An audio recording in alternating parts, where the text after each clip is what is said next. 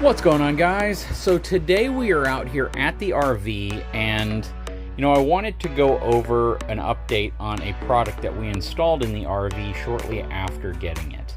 So most people are probably aware that the mattresses that come with most of your RVs are pretty bad mattresses, but some people may not understand why they are. So we're going to talk about that, and then we're also going to talk about the mattress that replaced the factory mattress that came with the RV. So hang tight, I'll be right back.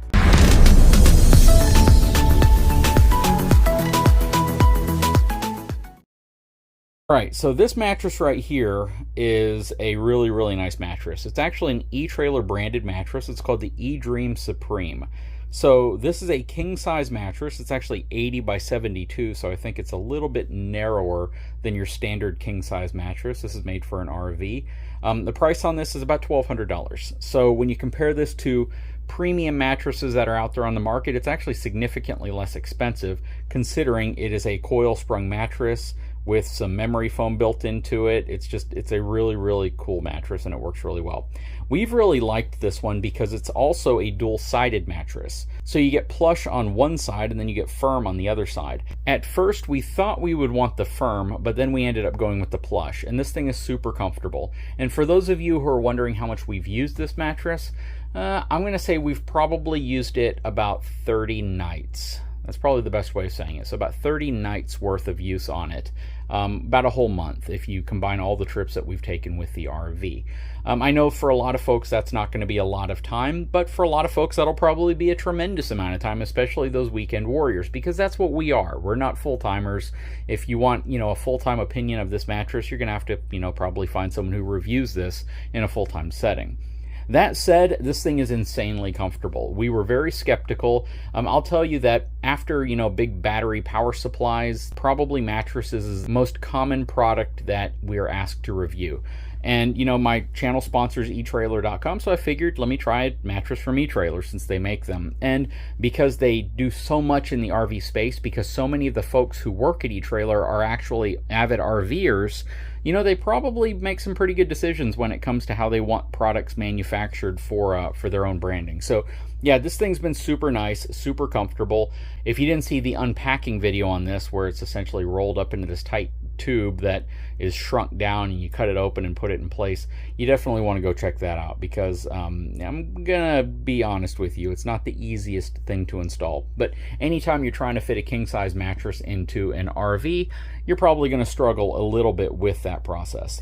So a lot of people probably want to know how this is made. They do pocketed coil springs, so each spring is individually wrapped. They have a blue pad on top of it, then they have memory foam on top of that, then they have another foam on top of that, and then they have a quilted pillow top that goes on top of that. And the only real difference between the two sides is the density of the pad and the quilting and the pillow top side of it. So the other side doesn't have the pillow top and the cushioning that would make this top plush side a little bit more firm. And we typically sleep on a mattress that's relatively firm. So to have a plush top just kind of speaks to the fact that they've done a good job in designing it. It doesn't feel like super crazy plush, but it definitely has that semi-plush feel to it, which we really like. Now, I know I got the topics a bit backwards here because I told you I would kind of start with one and then move to the other, and I'm doing it in reverse. Now, from a dimensional perspective, it's a 14-inch total mattress height. So it's much taller, probably twice, if not a little bit taller than the mattress that we took out of here. So that's always something you want to keep in mind for the topic that we're going to talk about next. And if you want to kind of add up the height of the mattress from the coils, it's going to be 6 inches total. So you have about 2 inches on the firm side and about 3 inches on the plush side. And this product is made in the USA. So I know that's going to be very important for a lot of folks. It meets all of the flame retardant standards, fire prevention standards, all of that stuff. Now that takes me to the next topic. And the topic is why you typically don't see a mattress like this installed in most new RVs. Why you typically have a mattress that's about that thick, referencing that's about 6 inches thick, and the super lightweight material in an RV. And that kind of gives it away. It's super lightweight. So this mattress right here, I'm going to venture to say weighs well over 100 pounds. Well over 100 pounds. Whereas the mattress that came in here probably weighs about 25 to 30 pounds. It was very, very light. It was very easy to get out of the RV. This mattress was a pain to get in the RV, even though it was all shrunk wrapped down into size. But the fact is, when you move to more of a residential style mattress, you add a significant amount of weight and you add a significant amount of bulk. So one of the design cues in this Brookstone was to lower the overall bed height so it was easier to get onto the bed. Well, here's an issue. When we went to a 14-inch deep mattress, all of a sudden we raised the height back up. So it's not what I would consider to be hard to get on, but it's certainly much higher off the floor than the mattress that was in here originally.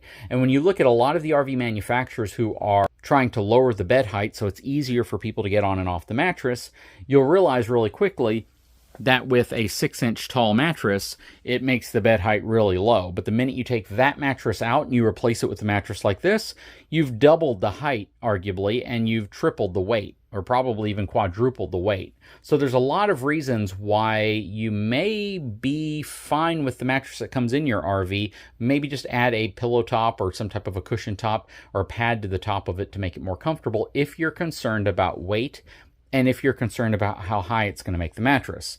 Now, there are all sorts of memory foam options. I think when I showed you guys the Van Lee Beacon that I reviewed for 6 months, they had a bamboo mattress in it, and that mattress was probably 8 inches tall. So it wasn't much taller than the standard mattress that came in the RV, or in most RVs, but it's certainly not quite as tall as the mattresses that you can replace, like this one right here. Now, the second thing that you definitely want to keep an eye on if you are considering upgrading your mattress and you're going to one that's much nicer and inevitably much heavier is the fact that it's probably going to be very difficult for you to lift it up to access the under bed storage. So the strut arms that are under this did a perfectly fine job lifting up the factory mattress that was in this RV. When we replaced it with this mattress, it's absolutely impossible now. When you want to lift that thing up, it's stupid heavy. It's just really heavy. It's hard to lift up, and it's hard to access the storage now that's underneath there, especially for my wife. I can do it, but it's a pain in the butt, and I have to kind of prop it on my back if I'm going to do it because the strut arms will not hold it up. I could probably add heavier duty strut arms, but then it's going to put more strain on the bracing of the actual bed frame in those small areas where the strut arms attach, and they could potentially break off. So for every positive, there's a negative when it comes to RVing. You know, you want to upgrade to a super comfortable mattress. Well, it's going to be taller, it's going to be much heavier, and it may even limit your access to storage that's underneath it. You go to something that's lightweight, you go to something that is relatively thin, you get on the bed easier, you get off the bed easier, you get access to your storage much easier, your strut arms on your storage works, and it's a lot easier to manipulate and move around. So in many cases, what I would recommend, instead of just switching to a bigger mattress, unless you really want, you know, that overall more comfortable, better mattress quality in general, is to just get a mattress pad. Get something that's, you know, relatively lightweight, relatively shallow, something that isn't going to add a lot of weight, a lot of bulk, or a lot of height to your existing mattress. You can save yourself some money, and you might have a perfectly acceptable solution that still gives you access to your storage. Now, you could hunt down other mattresses that aren't that tall, but, you know, have really good reviews in terms of how comfortable they are. Might not be that lightweight, so you can still access your storage. But these are things that you want to think about, because I think a lot of folks, when they get into RVing, they automatically assume, man, that's a really uncomfortable mattress. It's horrible. Why did they put it in here?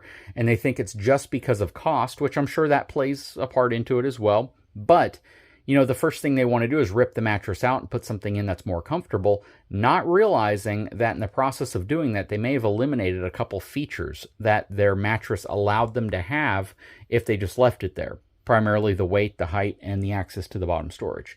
So I just wanted to talk about that. You know, from a review perspective, this mattress is absolutely amazing. We love it. We would not replace this. Is it a great trade-off having that extra height? Because my wife is relatively short, so, you know, she definitely struggles a bit getting on this mattress. But the other side of it is she can no longer access what we have in there, and we have stuff in there. So, you know, if I'm out and about and she wants to get under the bed, she can't do it. So that's one of those trade-offs that you have to kind of wonder, could we have made do with maybe a lighter mattress, maybe one that's comfortable but not quite as comfortable, maybe one that we could put some type of a topper on that would still give us the features that our RV had before we put the big mattress in. Anyways, guys, I'll put a link in the description to this one if this is something you're interested in. If you're not too worried about that and you want to go with the most comfortable mattress you can find, I certainly think for RV-size mattresses, this has to be one of the most comfortable ones out there, and I've tried a lot of them. Anyways, guys, if you haven't had a chance, please take a moment, subscribe to my channel, give me a thumbs up, and we'll talk to you again very soon.